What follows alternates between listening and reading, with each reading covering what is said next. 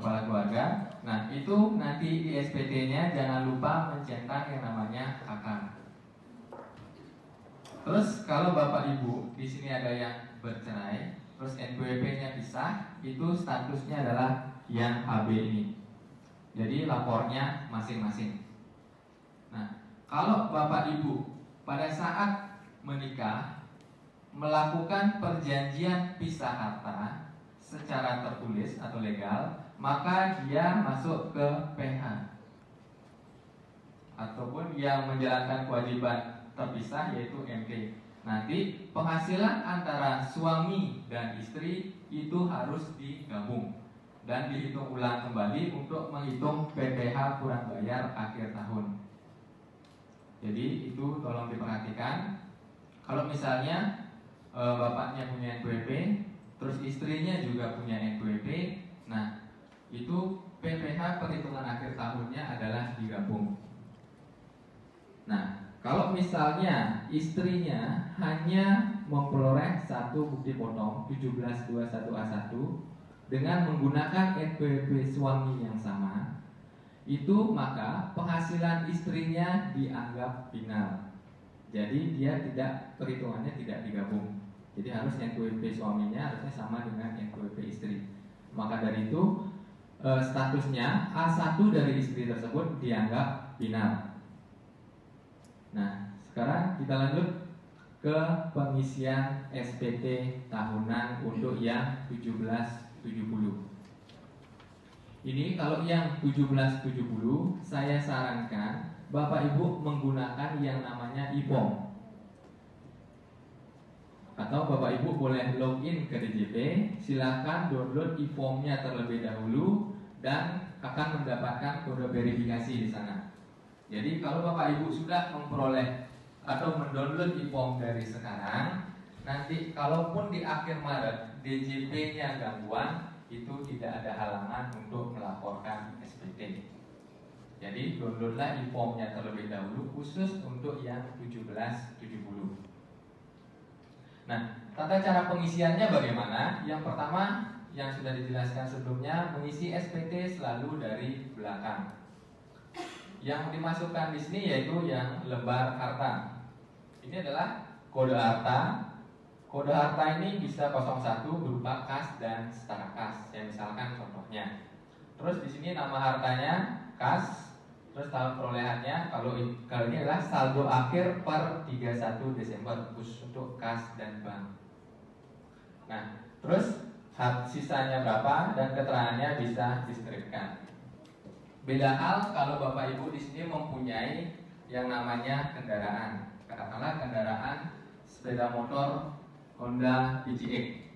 Nah, sini ditulis terus tahun perolehannya berapa? Katakanlah 2018.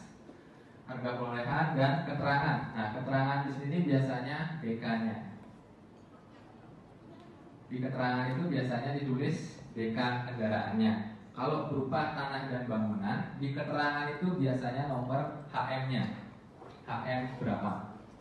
Jadi kalau hartanya berupa tanah dan bangunan, di sini ditulis tanah dan bangunan, katakanlah luasnya 100 meter persegi, lokasinya di mana? Katakanlah lokasinya di Denpasar. Terus HM-nya berapa? HM 101 gitu misalnya. Nanti itu adalah harta yang Ibu punya per akhir tahun 2019.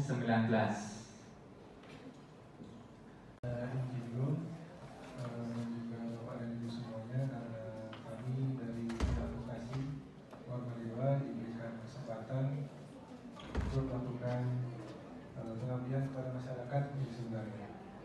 Tapi masyarakat yang kita ambil di sini sebagai mitra adalah Injilu sebagai organisasi, kan sama juga masyarakat.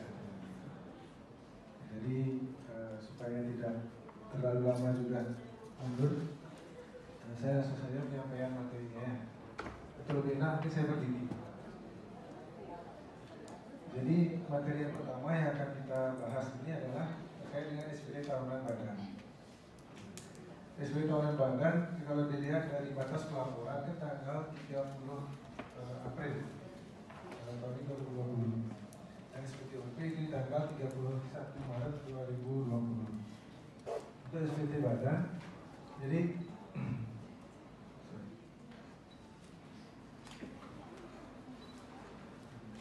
mungkin saya jelaskan dulu sedikit. Jadi SPT badan itu apa sebenarnya SPT badan itu? Jadi pajak itu adalah kontribusi kepada negara yang berdasarkan yang diatur berdasarkan undang-undang, sifatnya memaksa dan tidak memberikan imbalan secara langsung. Itu garis bawahnya. Jadi pajak itu adalah keempat poin di atas di depan. Terus lagi satu dipergunakan untuk keperluan negara. Jadi sebagai warga negara, baik itu kita sebagai pribadi dan badan atau perusahaan, memiliki kewajiban untuk memenuhi kewajiban perpajakan ini. Ini bagian konsep sederhana dari pajak itu sendiri. Jadi pajak penghasilan itu yang pertama harus dilihat ada objek PPh dan bukan objek PPh. Kalau bukan objek PPh itu sudah jelas tidak ada pajak di sana, begitu. Kemudian ada objek PPh. Objek PPh ini dibagi lagi menjadi dua. Ada pajak yang bersifat final, ada juga yang bersifat tidak final. Yang bersifat final ini mungkin Bapak dan Ibu bergerak di bidang jasa konstruksi, pengawas dan perencana lebih sering ketemu ya ini. PPh final ini.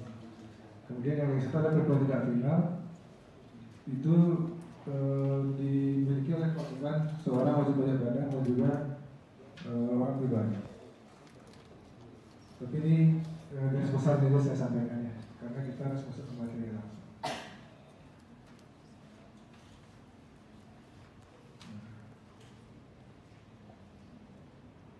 Nah, jadi penghasilan. Nah, ini ada objek PPh, yaitu PPh pasal 4 ayat 1, 4 ayat 2, dan 4 ayat 3. Untuk bukan objek pajak. Yang 4 ayat 2 itu yang final.